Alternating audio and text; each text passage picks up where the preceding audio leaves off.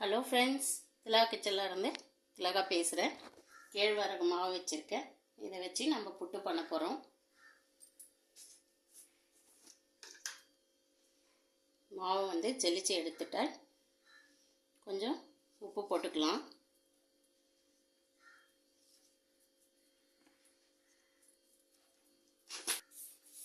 உப்பு மாவோட நல்லா மிக்ஸ் பண்ணிக்கோங்க. கொஞ்சம் கொஞ்சமாக தண்ணி தெளித்து பிசைஞ்சிக்கலாம். கொஞ்சம் கொஞ்சமாக தெளிங்க.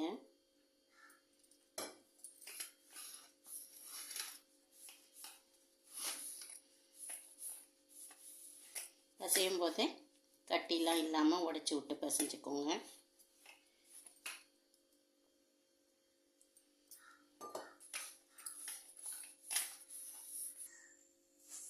மாவு பிசைஞ்சாச்சு. கரெக்டான பதம்னா மாவை எடுத்து இப்படி பிடிச்சி பாருங்கள். உங்களுக்கு உதிர்ந்து வரணும். இப்போ இந்த கட்டியெல்லாம் உடைச்சிட்டு இப்போவே கட்டியெல்லாம் உடைச்சிக்கலாம். இந்த கட்டியெல்லாம் உடைச்சிட்டேன். ஒரு 5 நிமிஷம் வைக்கலாம். இந்த மாதிரி 5 நிமிஷம் வைக்கிறதுனால கொஞ்சம் சாஃப்டாக மெத்துன்னு பூ போல் வரும். அதனால் ஒரு 5 நிமிஷம் அப்படியே இருக்கட்டும். ஸ்டீமரில் தான் வைக்க போகிறோம். தண்ணி ஊற்றி சுட வச்சுருக்கேன். கொஞ்சம் சூடானதுக்கப்புறமா தான் நம்ம ஆவி கட்டணும்.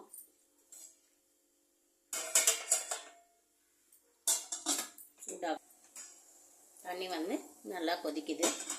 இப்போ நம்ம மாவு வச்சோம்னா கரெக்டாக இருக்கும். ஒரு துணி தண்ணியில் நனைச்சி வச்சுருக்கேன். தண்ணியில் நனைச்சி வச்சா மாவு எடுக்கும்போது நல்லா ஒட்டாமல் வரும். தண்ணியில் நனைச்சி நல்லா துணியை புரிஞ்சுக்கோங்க.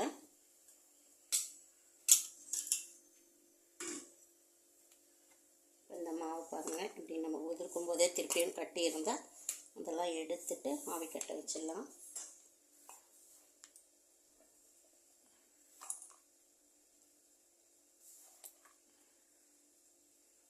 கேழ்வரகு மாவு உடம்புக்கு ரொம்ப நல்லது. இந்த மாதிரிலாம் சாப்பிடும்போது நம்மளுக்கு ஹெல்த்தியாகவும் இருக்கும். ஒரே பக்கம் கொட்டாமல் நல்லா ஃபுல்லாக கவர் ஆகிற மாதிரி கொட்டிக்கோங்க.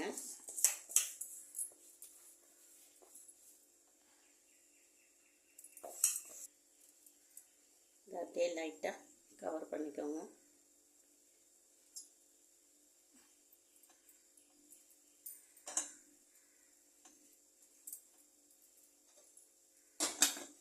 பத்துலேருந்து 15 நிமிஷம் வரைக்கும் வேகட்டும். இதுக்கப்புறம் தேங்காய் நான் மிக்சியில் அடித்து வச்சுருக்கேன்.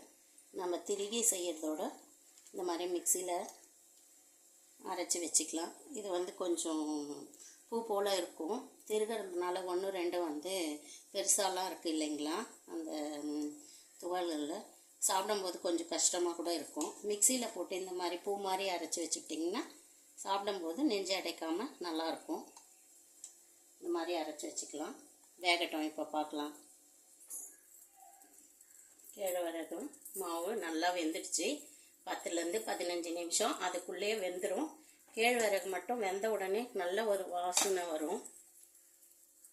அப்படி இல்லைனாலும் நீங்கள் வெந்துடுச்சான்னு தெரியல பார்க்கணுன்னா ஒரு இதில் ஈரம் பண்ணிவிட்டு இந்த மாதிரி தொட்டு பாருங்கள். ஒட்டாமல் வந்ததுன்னா வெந்துடுச்சின்னு அர்த்தம். அது பாருங்கள், கலர் சேஞ்சாகவும் ஆகிடும். உங்களுக்கு ஆஃப் பண்ணிடலாம். அப்படியே 4 பக்கம் இந்த துணியை பிடிச்சி ஒட்டிடலாம்.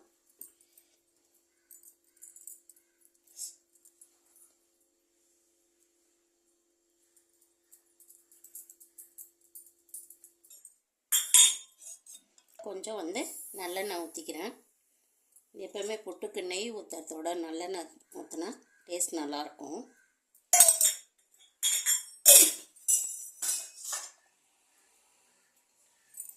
கொஞ்சம் நெய் வேணும்னாலும் ஊற்றிக்கலாம். 1 டீஸ்பூன் நெய் ஊற்றிக்கிறேன்.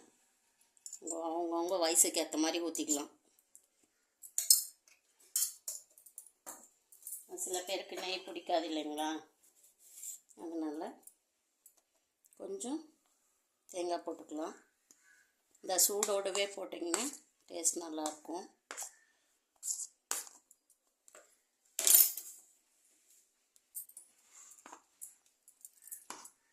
ஸ்வீட்டுக்கு வந்து ஒயிட் சுகர் போட்டுக்கலாம், நாட்டு சர்க்கரை போட்டுக்கலாம், வெல்லம் போட்டுக்கலாம். நான் வந்து நாட்டு சர்க்கரை போடுறேன். ஸ்வீட்டும் உங்களோட விருப்பத்துக்கு ஏற்ற மாதிரி போட்டுக்கலாம். சூடோடவே போட்டு மிக்ஸ் பண்ணிக்கோங்க, நல்லாயிருக்கும்.